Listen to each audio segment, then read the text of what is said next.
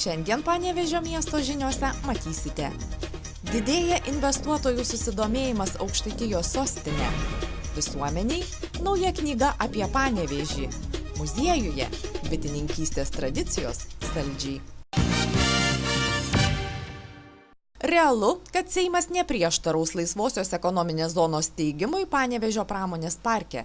Netrukus įstatymų leidžiamoji valdžia, pasak savivaldybės vicemero Petro Narkevičiaus, svarstys šį klausimą. Kryptingas savivaldos institucijos darbas siekiant atvesti verslą į miestą, teigiama, investuotojų pastebėtas. Mes jau turėjom vieną paraišką užpildytą, kuri buvo atmesta dėl to, kad nepakankamai buvo paruošta. Dabar turim vėl 2 paraiškas užpildytas mūsų investuotojų. Kol kas negaliu pasakyti, kas tai ir kaip tai, bet tai gamybiniai 2 variantai. Su Lietuvos investuotojais, kur tikrai nemažai darbo vietų gali būti. Komisijos ir administracijos vadovai galvoja, kad tai tikrai labai daug šansų, kad tos paraiškos praeitų. Ir šiandien sustinkam su vėlgi užsienio investuotojais, apie kuriuos nekartą mes čia šnekam. Ir bus rimti pokalbiai jau baigiamojoje fazėje. Aš tikiuosi, kad jie bus tretieji, kurie pateiks paraišką. Nors dar tik iš potencialiais vadinamų investuotojų tikimasi daug, tačiau pretendentų atranka preciziška. Paraiškas gali teikti ne bet kuris užsimanęs. Ketinimai privalo būti pagrįsti. Kadangi savivaldybė investavusi daug pinigų į visą tai, kad su ES apie 20 milijonų, tai atitinkamai ir yra tarybos patvirtinta paraiškos užpildymo ir garantijų, kaip sakyti, dokumentacija, kurioje yra ten ir banko garantai, ir verslo planas, ir įsipareigojimas investuoti į hektarą konkretus, ir galų gale žmonių įdarbinimas konkretus. Visa tai turi būti surašyta paraiškoje ir tas potencialus investuotojas turi tai padaryti. Įsipareigoti padaryti. Paraiškos, kurių teikėjai vengia įsipareigoti ir argumentuotai nepaaiškina savųjų motyvų, atmetamos, sako vicemeras. Verslo atėjimą, dar syk pabrėžiama, paskatintų laisvosios ekonominės zonos įsteigimas, leisiantis čia veiksiančioms įmonėms pasinaudoti mokesčių lengvatomis. 2 metai. Panašiai tiek laiko praeina, sako Turizmo informacijos centro vadovė, kad miestelėnai sunerimtų. Reikia naujos, gražios knygos apie Panevėžį. Ir ji visuomet atsiranda. Tegul nedidinga monografija ar 1000 fotografijų albumas, bet kalbėti apie miestą galima įvairiai. Šiemet tą situaciją sprendėm kartu su savivaldybės pagalba, todėl kad vyko, kaip visi žinom, pas mus Europos krepšinio čempionatas ir mes leidom tokį albumą apie Panevėžį. Spalvotą ir gražų, kai kuriais atvejais galima kartais net pavadinti saldoku, bet Markeros leidybos dizaineris Evaldas galvoja apie tai, kad tai tiesiog yra vaizdas pro rožinius akinius į mūsų miestą, kuriame mes gyvenam. Ir praktiškai daugelis nuotraukų yra padaryta nuo stogų ir panaudota nauja technologija. Nuo susižavėjimo iki nuostabos.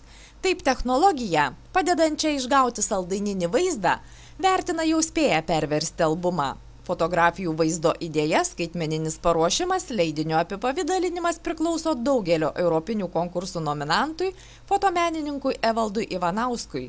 Tekstų autorė, žurnalistė bei rašytoja Liuda Jonušienė. Dabar mes turim tos knygos kaip ir antrą etapą, todėl kad Turizmo centro languose dega graži švieslentė su nuotrauka iš tos knygos ir kas labiausiai džiugina, tai toks labai gražus pavadinimas. Panevėžys miestas, kuriame mano širdis, o pas mus galima įsigyti ir pačią knygą ir dar išleistus paveiksliukus atskirų formatų. Ir man atrodo, susišaukėm su bendrom idėjom panevėžiečių, nes nesenai buvo savivaldos diena, jaunieji moksleiviai rinko Panevėžio merą ir vienas iš gražiausių jų siūlytų šūkių ir pokalbio apie miestą buvo toks, kad miestas, kuriame gera kiekvienam. Praktiškai mes irgi norėjom tokį šiltą vaizdą parodyti knygoje. Panevėžys, miestas, kuriame mano širdis, išleistas nedideliu, vos 1000 egzempliorių tiražu. Tai knyga tiems, kurie kaip ir knygos leidėjai retsykiais į vietą, kurioje gyvena, pažvelgia pro rožinius akinius. Panevėžio kraštotyros muziejuje sėkmingai veikia ne viena edukacinė programa. Mažiausiesiems skirta valanda vadinasi Bitelės istorija, per kurią spėjama ne tik medaus palaižyti, bet ir liaudies patarlių bei priežodžių apie rainuotąją darbštuolę pasiklausyti, filmuką apie nelengvą jos gyvenimą pasižiūrėti. Mes stengiamės pagilinti vaikų žinias, nes mokykloje gamtos pamokose jie kalba apie bitę, ne šiaip apie vabzdį, kuris naudingas gamtai, kuris apdulkina augalus, mums neša daugybę produktų ir visus tos iš bičių gaunamus produktus mes aptarėme, kaip, kas atsiranda, kokius darbus bitė dirba nuo pirmųjų dienų ir iki pat gyvenimo pabaigos, kad reikia būtinai gyventi taikoj su bite, nes nenuskriausta bitė išgyvena savo ilgą gyvenimą, tas 35 maždaug paras ir jie atneša mums to ilgai laukto saldaus medaus ir visų kitų produktų. Mūsų lankytojai dažniausiai yra žemesniųjų klasių mokiniai arba iki mokyklinės grupės vaikų. Jie labai domisi bitėmis ir manau, kad išeidami iš pamokėlės, susipažinę su bite, jie tikrai jau nesako, kad jį bitė negraži. Ir bitės nebebijos ir jos neskriaus ir bus amžini draugai. Pamokėlė, sako muziejininkė Silvija Kraskauskienė, susideda iš 2 dalių.